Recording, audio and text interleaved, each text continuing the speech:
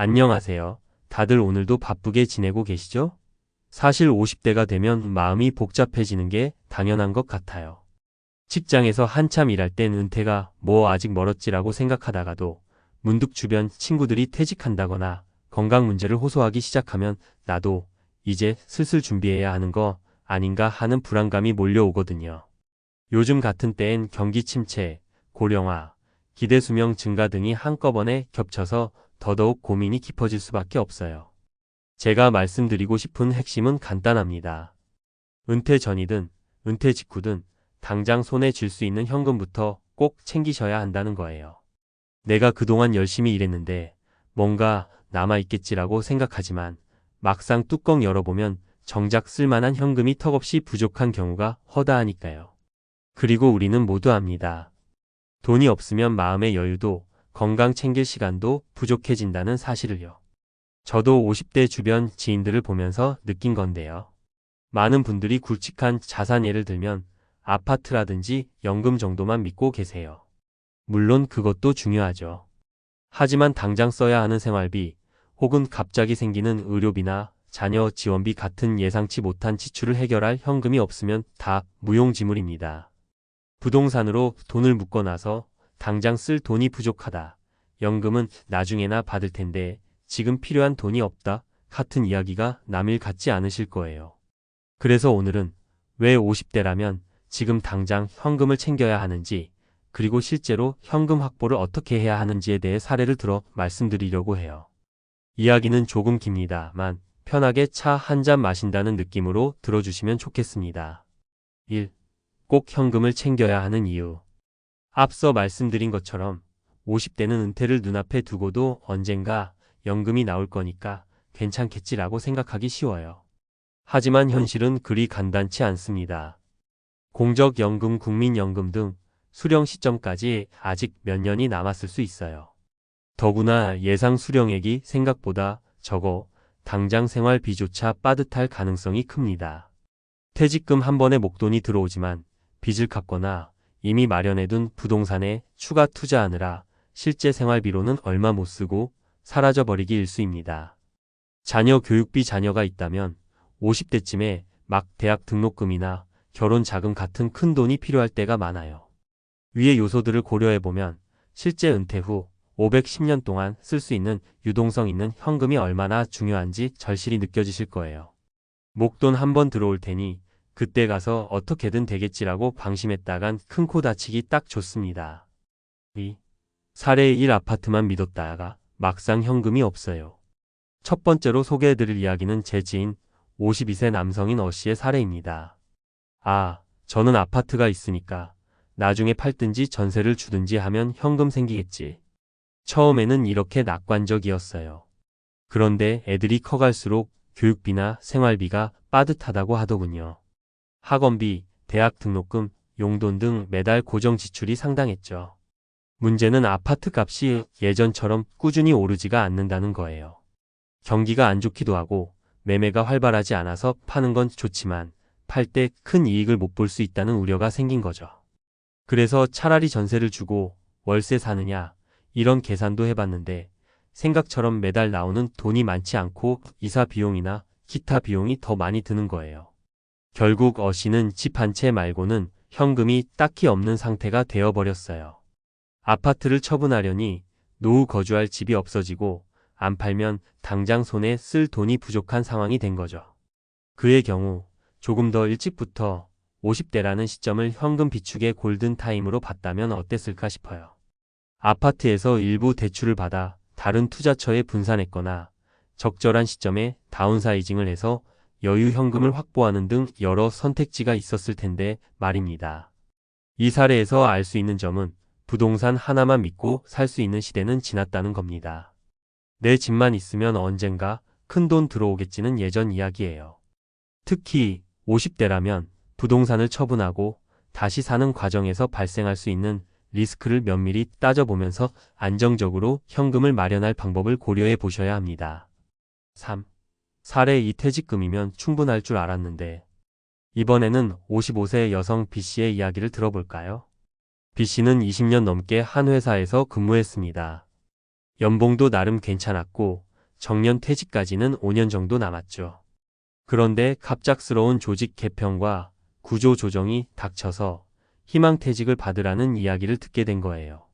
나는 그래도 퇴직금이 꽤 나오겠지? 하고 낙관했는데 막상 계산해보니 세금 등 공제액이 꽤 돼서 손에 쥐는 금액이 예상보다 적더라고요. 게다가 남편도 중소기업에서 일하고 있어서 큰 수입이 아니라 아이 둘의 학비와 가게 비용을 조금만 계산해봐도 그 퇴직금은 23년이면 바닥이 날 수준이었죠.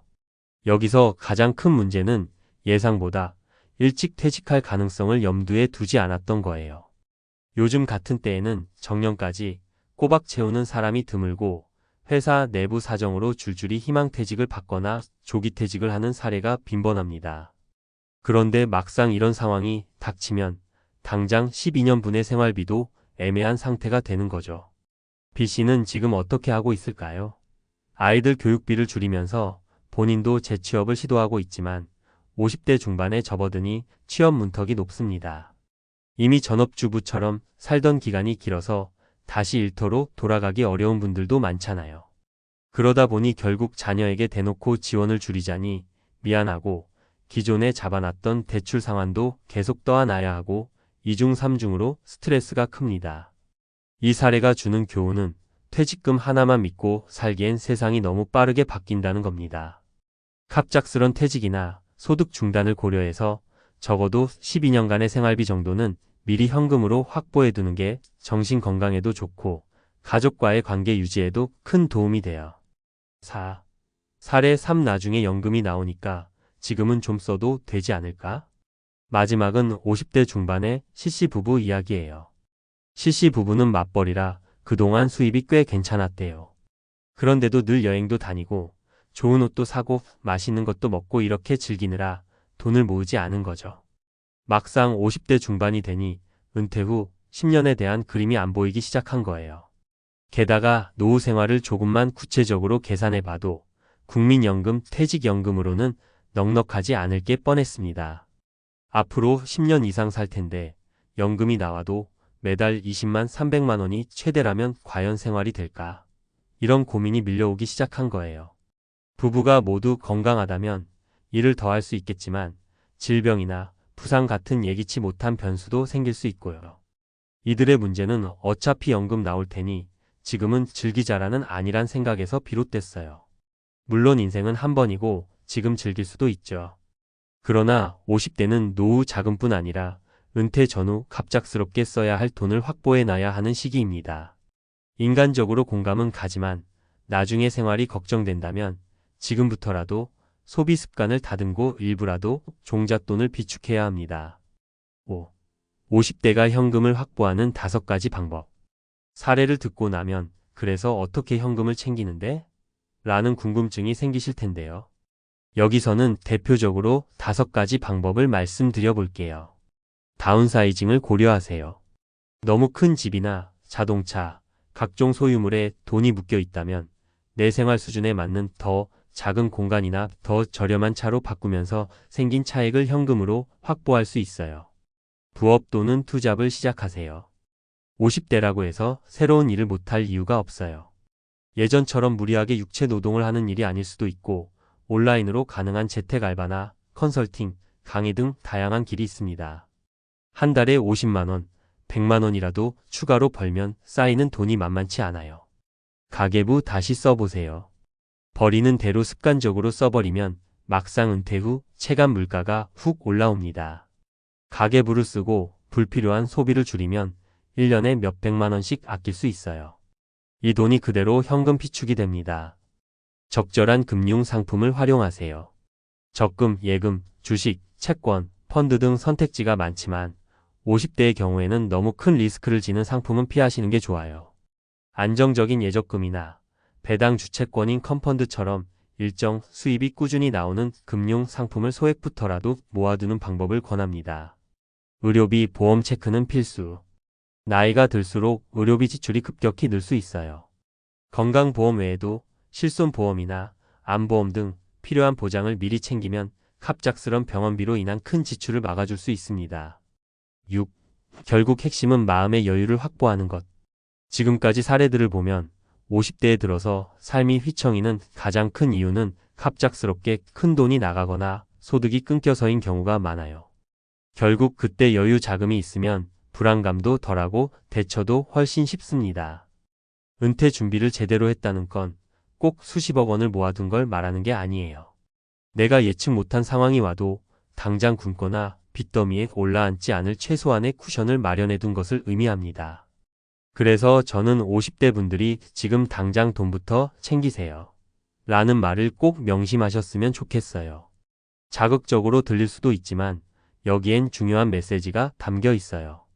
이미 60세가 넘어가고 은퇴 후 연금이 나오기 시작한 뒤에야 그때 좀 더 모을 걸 하고 후회한다면 늦습니다. 그땐 다시 일을 구하기도 쉽지 않고 자녀에게 손을 벌리거나 정부 지원에만 기대야 할 수도 있거든요. 7. 마무리하며. 은퇴는 누구나 처음 맞닥뜨리는 인생의 큰 전환점입니다. 처음이라서 두렵고 막상 준비해야 할 것들이 너무 많아서 혼란스러울 때도 있어요. 그래서 은퇴 직전에 있는 50대 분들은 꼭 현금 확보를 최우선 과제로 삼으셔야 해요. 부동산도 중요하고 연금도 중요하지만 오늘 당장 쓸 수 있는 돈이 충분하지 않다면 마음의 평화도, 건강도, 가족과의 관계도 흔들릴 수밖에 없어요. 사례 1에서처럼 집 한 채만 믿고 있다가 오도 가도 못하는 상황은 피해야 합니다. 사례 2에서처럼 퇴직금으로 한 번에 해결할 생각도 위험합니다. 예기치 못한 조기 퇴직이나 구조 조정을 늘 염두에 두셔야 해요. 사례 3에서처럼 연금 나오니 괜찮겠지? 라고 방심하는 것도 금물입니다. 연금은 분명 필요하지만 그 기간 동안 발생하는 변수 건강, 자녀, 부모 봉양, 물가 상승들을 간과하면 안 돼요. 지금부터라도 가계부를 써보고 불필요한 지출을 줄이고 추가 수입원을 만들어서 매달 몇십만 원이라도 조금씩 저축해보세요.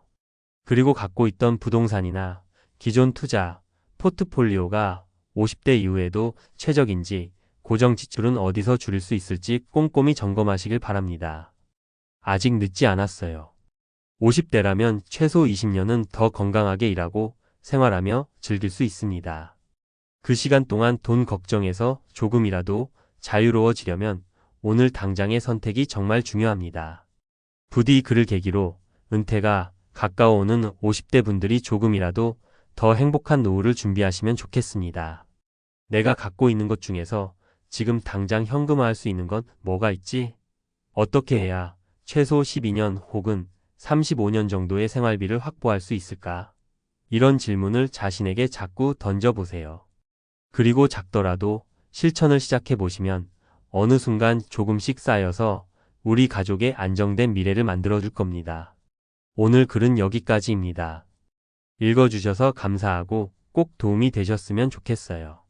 앞으로도 은퇴 후 삶에 대한 이야기, 자산 관리와 재테크 전략 관련해서 더 궁금하신 점이 있으시면 언제든지 찾아주세요. 우리 모두 불안이 아닌 여유를 가지고 은퇴를 맞이할 수 있길 바라겠습니다. 감사합니다.